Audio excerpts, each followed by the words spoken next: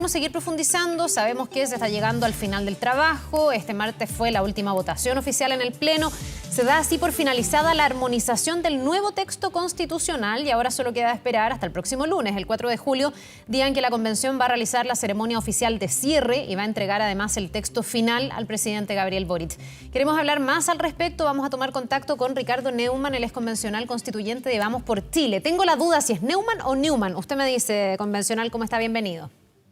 Muchas gracias, Carla. Es Neumann. Neumann. Ninguna de las dos, pero da lo mismo. No la chunté ni una. Lo que pasa es que hay distintas pronunciaciones y se escribe más o menos igual. Exactamente. Bienvenido, convencional. Gracias por estar con nosotros aquí en la mañana informativa de Canal 24 Horas. ¿Con qué balance está usted en lo personal cerrando este trabajo que ha hecho la convención? Ahí la mesa decía, le guste o no a la gente, con luces y con sombras, ha sido un proceso democrático, hubo un plebiscito de apruebo y rechazo, hubo una elección además democrática de los convencionales. Hoy día hay un texto sobre la mesa. De alguna forma u otra defendían el proceso que se ha llevado adelante hasta ahora. Sí, yo creo que a estas alturas ya es posible y responsable decir con todas sus letras que este fue un proceso que fracasó, un proceso que nació de legítimas demandas ciudadanas que no han podido cumplirse. El foco de la discusión estuvo más bien en cómo agrandar el Estado, cómo generar nuevos cargos para los políticos, que en definitiva van a terminar absorbiendo los recursos que tenían que ir enfocados en las personas. Las constituciones por esencia están hechas para darnos igualdad ante la ley. Esta constitución nos separa en función de etnias, de raza. Las constituciones tienen que dar certeza jurídica y quedan tantos temas abiertos que quedan a la discreción del burócrata y del político de turno, que se genera una incerteza profunda en el país. Y en definitiva este proceso que nació para darnos la paz, reencontrarnos como sociedad política, yo creo que el borrador de la Constitución ya es más o menos evidente que no va a cumplir ese objetivo, y por lo tanto para mí, lo digo con todas sus letras, este fue un proceso que lamentablemente fracasó y hay que ver cómo poder seguir adelante con los cambios que la ciudadanía realmente espera. Ya le voy a preguntar por las alternativas, pero usted dice entonces que tampoco con el texto armonizado se logró darle un sentido que permita dar, no sé, las certezas jurídicas, acotar los espacios de interpretación. En el fondo tampoco le convence lo que pasó con la armonización, que además rebajó el número de articulados. Para la gente que nos está viendo, lo ordenó, le trató de dar sentido por ítem. Usted dice que no quedó un buen texto. Es que ¿sabes qué es lo que pasa? Primero, la armonización solo tenía atribuciones de forma, de estilo. El texto ya estaba hecho y los temas de fondo, los graves temas de fondo que van a afectar a distintos grupos de la ciudadanía ya estaban. La armonización no los iba a cambiar. Y yo creo que denota un poco algo que pasó en todo el año. Al principio, cuando estábamos con todo el performatismo de que ni siquiera pudo cantarse el himno nacional el día de la instalación, las asignaciones, rojas, PADE, etcétera, se decía, tranquilos, vamos a tener un reglamento que nos va a ordenar. Salió el reglamento, no nos ordenamos, tranquilos, viene la etapa de comisiones y ahí se va a dar el diálogo. Entró la etapa de comisiones, tranquilos, sabemos que se están aprobando normas bien extremas, pero viene el pleno que va a moderar. Llegó el pleno, no se moderó ninguna de las normas, después dijeron no, vienen las normas transitorias, armonización, y ahí se va a arreglar. Entonces creo yo, bueno, y además, perdona, hoy día donde ya pasaron todas esas etapas y efectivamente el proceso no se ha arreglado y el borrador sigue siendo tan malo como el primer día que se empezó a escribir, se dice, no, tranquilo, apruebe para reformar, apruebe para cambiar, lo vamos arreglando en el camino. Y eso también es falso, al igual que todas las promesas anteriores, porque los quórums son sumamente altos. Esta Constitución, en vez de ser la casa de todos, solo entraron algunos que cerraron la puerta por dentro, le pusieron varios candados de quórum y lo más grave, le pusieron un candado de indígena que requiere el consentimiento previo, libre y informado de los pueblos originarios para cambiar cualquier materia que los afecte. O sea, básicamente un sector de la población definido por raza tiene poder de veto sobre cualquier corrección que se le pueda hacer a este texto. Por lo tanto, el seguir pateando la pelota para el córner y decir en la próxima etapa se va arreglando, yo creo que este año ya nos ha demostrado que no ha sido eficiente, sobre todo ahora que este texto es totalmente incorregible e irreformable. Ya, dijo varias cosas ahí que me interesa abordar. Me voy a quedar con esto último, que tiene que ver con una de las últimas cosas que ayer se trataron en el Pleno y que finalmente fue rechazada, que tiene que ver con esto del consentimiento de los pueblos originarios, porque había una propuesta de armonización que finalmente fue rechazada y aquí hay una interpretación como en un gran número de cosas del texto, que yo creo que también es súper difícil de digerir para el ciudadano, una interpretación súper encontrada dependiendo a quien uno le pregunte. Algunos dicen que al rechazar lo que proponía armonización quedó un espacio demasiado abierto a la interpretación y que hay un candado indígena en el fondo, como dice usted, porque esto en el fondo va a aplicar para todos los temas de la Constitución y por lo tanto cualquier reforma tendría que pasar por el consentimiento de los pueblos originarios. Otros dicen no, que incluso en esa primera propuesta, que está en el primer texto, después de que se rechazó lo de armonización, está suficientemente circunscrito y que tiene que ver con el trabajo de las unidades territoriales, no recuerdo exactamente el concepto. Es la teoría, por ejemplo, del abogado Fernando Atria, que dice que no va a ser en todos los asuntos, sino que solo lo que se determine desde las políticas que estos organismos lleven adelante en torno a los pueblos indígenas. ¿Con qué nos quedamos? Porque al final me imagino que los ciudadanos muchas veces se quedarán como al medio, como el jamón del sándwich, diciendo veo a uno que interpreta de una manera y veo a otro que interpreta de otra. ¿Con qué me quedo? Es súper importante lo que dices tú, Carla, porque yo creo que demuestra en concreto algo que estábamos conversando al principio. Esta Constitución no da certezas, queda abierta a la interpretación, queda abierta al burócrata de turno, queda abierto al primer Congreso Plurinacional que se elija el año 2026. Quedan muchos ejes abiertos que no nos producen certeza, uno de los objetivos principales de las constituciones. Este es justamente uno. Y hoy día lo que existe, tanto en Chile como en el mundo, en función del convenio 169 de la OIT, es que para el diseño de políticas públicas, para el cambio de alguna ley, incluida la Constitución, se requiere la consulta indígena, o sea, se requiere preguntarle a los pueblos originarios su opinión para que el diseño de la política pública evidentemente tenga considerada esa opinión. Esto es una obligación de medio, no de resultado. Vamos a preguntarle la opinión a los pueblos originarios y a partir de eso vamos a diseñar la política pública. Eso está perfecto, es lo que nos rige hoy día. Pero ¿qué es lo que hace el texto de la Constitución? Es el único texto del mundo que sube el estándar de consulta, que es lo que tenemos hoy día, a consentimiento previo, libre e informado. Eso requiere que, para poder hacer, y estoy citando textual el artículo que quedó del borrador de la Convención, para poder hacer cualquier cambio que afecte los derechos de los pueblos originarios, se necesita un consentimiento previo, libre e informado. Cualquier cambio que requiere, que afecte a los derechos de los pueblos originarios, puede ser cualquier cosa, porque está consagrado en la Constitución el derecho a la autodeterminación de los pueblos, el derecho a la cosmovisión indígena. Hay tantos derechos, esta Constitución finalmente es tan indigenista que cualquier modificación que se le haga, incluso a temas generales de la Constitución, de alguna u otra forma va a terminar afectando derechos de los pueblos originarios. Por lo tanto, los pueblos originarios, un segmento de la población definido por raza, es el único segmento de la población en Chile que tiene poder de veto para cualquier cambio que se haga a la Constitución, y para mí ese es el candado más grave, además de los altos quórum, pero esto es más grave que incluso el más alto de los quórum que podrían haber. Ya, usted, como le decía, hay una mirada completamente distinta a la que pueden tener otros convencionales como Fernando Atria. Ha habido otro tema que tiene que ver con algo que usted tocó al pasar, porque usted me decía, aquí hay un cerrojo, un candado, es mentira esto de aprobar para reformar. Una de las cosas que quedó sobre la mesa fue este quórum de 4/7 y la posibilidad, además, o el requisito, si es que usted lo quiere ver así, de plebiscitos ciudadanos. Ahí hay una mirada, de nuevo, controvertida. Porque lo que usted dice que es un candado y un cerrojo, para otros es un avance en materia de democracia, pensando en que haya mayor participación ciudadana al momento de tener que hacer cambios a la futura Constitución si es que ese texto es aprobado. ¿Por qué sería malo, a juicio suyo, el que, por ejemplo, se le tenga que preguntar sobre ciertas cosas y hacer que la gente concurra a las urnas en determinadas materias con estos plebiscitos que quedan como una de las formas para modificar eventualmente el texto constitucional, la nueva Constitución? Sí, mira, la verdad es que la discusión de los quórum per se no es ni buena ni mala. Las constituciones se reforman por quórum, y el que los quórum sean altos per se no es malo, porque de alguna manera es una garantía que permite e incentiva el diálogo, los acuerdos amplios, transversales, y eso en una constitución, lamentablemente no ocurrió en la convención, pero en una constitución es fundamental para que no se quede porcentaje importante de la población afuera. Por lo tanto, los candados famosos, la verdad es que son quórum, y todas las constituciones se reforman por quórum.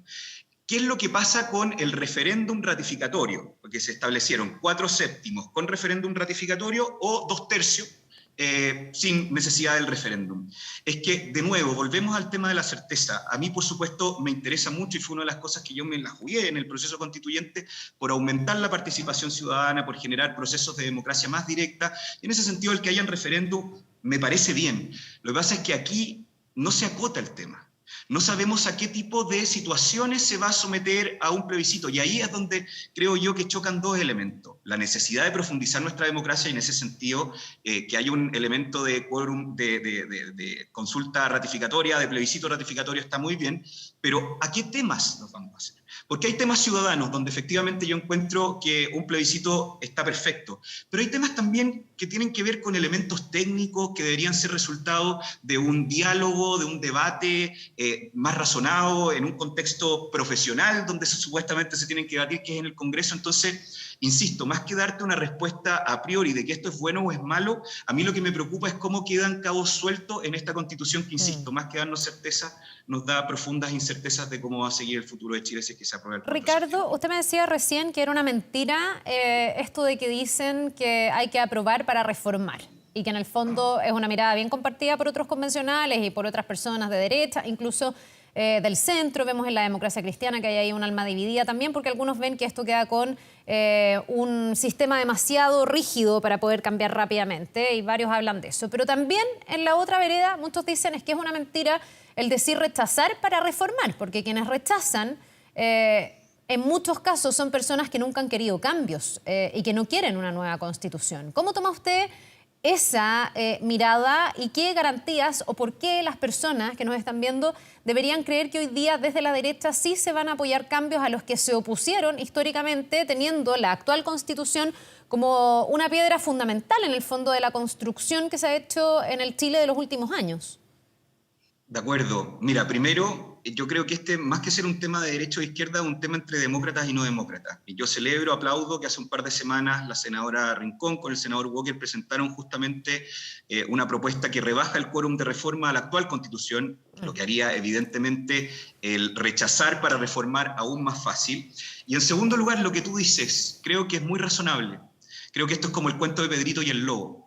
La derecha en los últimos 30 años, y yo soy bien crítico de mi sector, quizás tengo la ventaja de estar menos años en este cuento, creo que uno de los problemas graves de la derecha fue que en los últimos 30 años, en vez de proponer cambios, simplemente se reaccionaba a los cambios que proponía el contrario, por mucho que esos cambios fueran buenos o malos.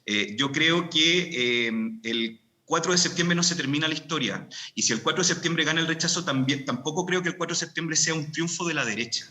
El triunfo de la derecha o el futuro de la derecha va a estar subordinado a la posibilidad que tenga este sector, al que yo pertenezco, de proponer, de dar garantías de cambio. Y yo ahí creo, y con esto cierro la respuesta, que los sectores, insisto, más bien demócratas, la derecha, la centroizquierda, ya no solamente tienen que empezar a hablar cuál sería eventualmente el mecanismo con el que continuaríamos el proceso constituyente si es que se rechaza el texto de la convención, sino que cuáles serían las propuestas, cuáles son las cosas concretas de cambio. Y ahí la derecha yo creo que está al debe, y los próximos meses, justamente para hacer más creíble esta lógica de repente de Pedrito y el lobo, de un sector que efectivamente se opuso mucho tiempo a los cambios, tiene que salir con garantías firmes y propuestas concretas que proyecten efectivamente a Chile hacia el futuro en unidad, en paz social y en certeza jurídica, que es lo que no está haciendo la Convención. ¿Y cuál sería el cambio fundamental al que sí se debería abrir la derecha? En el fondo, este rechazo para reformar, ¿debiese reformar qué, a su juicio? Y se lo pregunto porque aquí yo siento, y a lo mejor usted me corrige, que hay algo al centro de la discusión, que tiene que ver con la manera en que Chile se ha venido desarrollando. Hay quienes quieren refundarlo todo y dicen que todo tiene que partir de cero, hay otros que lo ven mucho más gradual, hay otros que le reconocen una gran labor en estos últimos 30 años a la concertación, y luego también los gobiernos de Sebastián Piñera, que son de derecha, no sé si tan a la derecha, pero que son de derecha, y hay otros que dicen, bueno, lo que pasa es que aquí una de las cosas centrales, y de hecho ha sido de las más aplaudidas de quienes están a favor del apruebo, tiene que ver con el rol del Estado, el rol subsidiario que ha tenido el Estado. Muchos dicen eso no permite un rol protagónico en garantizar derechos sociales. ¿Están ahí al debe desde la derecha? A lo mejor el tema de los derechos sociales es efectivamente lo que se debe reconocer desde la mirada de usted, en este mea culpa que usted está haciendo, ¿se debe reconocer como el gran acierto de este texto constitucional o de este proceso? Sí y no, porque pareciera que fuera contrario al principio de subsidiariedad el desarrollo de derechos sociales, y eso no es verdad. La subsidiariedad tiene dos elementos: un elemento pasivo, que dice que el Estado se tiene que abstener de realizar ciertas cosas en la medida en que los particulares puedan o quieran realizar ciertas funciones públicas, porque los particulares tienden a hacerlo mejor, y esto está probado, que la burocracia estatal. Pero la subsidiariedad también tiene un elemento activo, que también se denomina solidaridad, que es que el Estado efectivamente actúe con fuerza, con eficiencia, en condiciones de calidad, cada vez que hayan elementos o problemas públicos que los particulares no puedan resolver bien. Y eso evidentemente lo vemos en salud, en vivienda, en educación, donde los particulares han hecho un apoyo importante. Qué mejor demostración de que el 55% de la matrícula, por ejemplo, en Chile es de los particulares subvencionados, pero que el Estado está al debe en mejorar la calidad. Lo mismo en salud. Uno de los problemas que había que resolver era resolver las listas de espera, y lamentablemente con el sistema único de salud que se está estableciendo en el borrador de la Convención, las listas de espera se van a multiplicar. ¿Para qué hablar de vivienda sin la protección del derecho de propiedad? Entonces, ¿qué es lo que te digo? Yo creo que es momento de abandonar la dicotomía de que una sociedad civil activa que colabora con el Estado en la resolución de problemas públicos se opone a un Estado moderno y eficiente. Y yo creo que las propuestas tienen que ir por ahí. Esto de que el Estado y el mercado son enemigos es una visión bien añeja, media de Guerra Fría, ochentera. Y si hay cosas que queremos cambiar, sobre todo de lógicas ochenteras de la actual constitución que nos rige, es justamente eso, una constitución que sea capaz de generar un marco de colaboración armónica entre el Estado, poderoso, con más músculo que grasa, entre el mercado, que por supuesto genera a través de la productividad los recursos por los que se pagan los derechos sociales, y la sociedad civil, Ricardo, una ciudadanía empoderada. Ya, pero ¿usted cree que en los últimos años efectivamente ha habido una ecuación armónica? Porque quienes quieren hacer estos cambios lo que ven es que aquí se ha dejado todo demasiado al mercado y que en el fondo eso ha sido el gran pecado de la derecha. Incluso hay gente en la derecha que lo dice, ¿eh? Hay sectores donde en el fondo se liberalizó tanto esto hacia el mercado. Usted nombra la salud y la educación, claro, y me dice que ahí el rol de los privados ha sido positivo en el sentido de reemplazar las falencias del Estado, pero también otros se preguntan si es que fue lógico dejarle al mercado áreas, ámbitos de la vida de las personas que son tan sensibles que a lo mejor necesitan una garantía superior, necesitan, no sé, no tener que pagar una millonada por tener una ISAPRE para poder atenderse, o necesitan no pagar una millonada o el copago que sea para que sus hijos reciban una educación de mediana calidad porque el Estado no se los puede proveer. No fue demasiado, algunos le han llamado esto el capitalismo salvaje, ¿no fue ahí un error en el fondo el dejarle también demasiado al mercado y no hacer mejor la ecuación? ¿No tendría que desde ese punto de vista replantearse también la derecha? Yo creo que es muy difícil decir que en todos los casos, en todos los elementos, calificarlo como capitalismo salvaje es complicado. Yo creo que hay que ver por área. Por ejemplo, en educación, yo creo que el aporte de los colegios particulares subvencionados ha sido positivo, pero mira, más allá de nuevo de caer en la dicotomía, que nos fuimos mucho para el mercado, que nos fuimos mucho para el Estado, tenemos que generar un marco de colaboración armónica, y efectivamente la estructura que tenemos actualmente constitucional puede mejorar en ese sentido. Yo no creo que nos tengamos que ir en extremo a un Estado que da todo, porque sabemos que eso no funciona y que además no se puede financiar. Tampoco creo en un mercado que dé todo en absoluto. Yo creo que es el equilibrio y la posibilidad de darle a la gente la elección de poder elegir dónde mandar a su hijo, en qué lugar atenderse. A la gente no le importa si la institución educativa donde manda a su hijo o la institución de salud donde se atiende, a la gente no le importa si es del Estado o del mercado. La gente quiere que sus hijos se eduquen bien y que cuando hay algún problema de salud, la gente se quiere atender bien y de manera oportuna. Yo creo que ahí tiene que estar el foco, y lamentablemente esa fue una de las oportunidades perdidas que tuvo este proceso, porque en vez de justamente discutir eso, cómo generar un piso mínimo para que si alguien en Chile se enferma, tenga una atención de salud oportuna y de calidad, independiente si es el Estado o el mercado el que lo brinde, la discusión se ideologizó a tal punto que en vez de discutir cómo mejorábamos la salud, se discutió quién iba a ser el que iba a manejar y administrar la salud. Lo mismo en pensiones. En vez de discutir cómo íbamos a mejorar las pensiones de miseria que hoy día se pagan en Chile, la discusión se centró en quién iba a ser el gran administrador de las pensiones. Lo mismo en educación, lo mismo en vivienda, lo mismo en derechos de agua. Entonces, este elemento, te insisto, no es un blanco y negro. Yo creo que esa es justamente una de las cosas que tiene que superar la clase política y la derecha, por supuesto, pero esta área gris, digamos, tenía que enfocarse en resolverle los problemas a la persona. Y lamentablemente este proceso proceso constitucional, en vez de enfocarse ahí en la discusión, simplemente se enfocó en quién administra la platita. Y eso creo que es uno de los principales elementos que hacen que esta convención y su borrador sea una gran oportunidad histórica que hemos perdido como chilenos. Bien, pues los ciudadanos tienen en su poder la decisión el próximo 4 de septiembre. Vamos a ver qué pasa, cuál es el desenlace de este proceso que empieza a terminar, porque el lunes va a ser en realidad el momento culmine cuando se entregue este texto ya armonizado por parte de la convención al presidente Boric. Ricardo Neumann, convencional constituyente de Vamos por Chile. Que le vaya muy bien, que tenga un buen día. Muchas gracias, Carla. Que esté bien. Chao.